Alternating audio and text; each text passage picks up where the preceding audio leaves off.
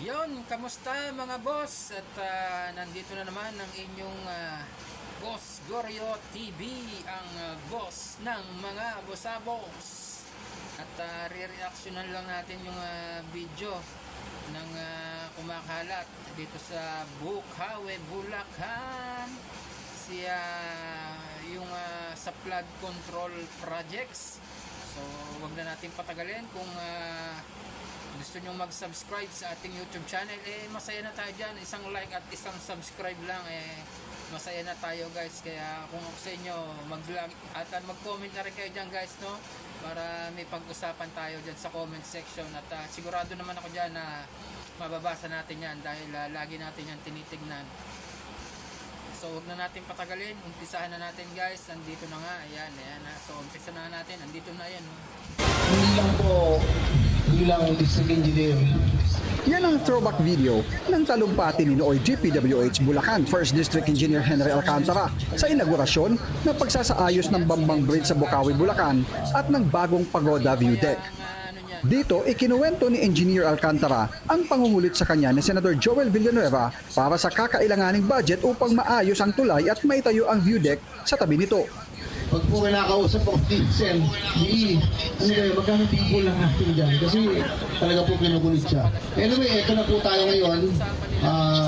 Isang matatag sa proyekto na inilaan ng ating buting senador at ang kanyang pamilya.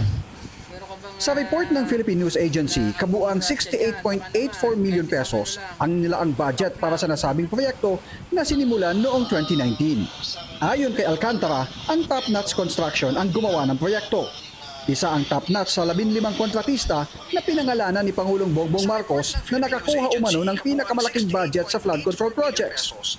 Una nang dumistansya si Villanueva sa issue ng maanumalyang flood control projects na nadiskubre sa Bulacan.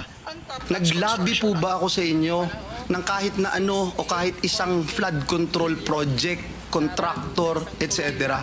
in my public service career? Meron po ba na nilapit?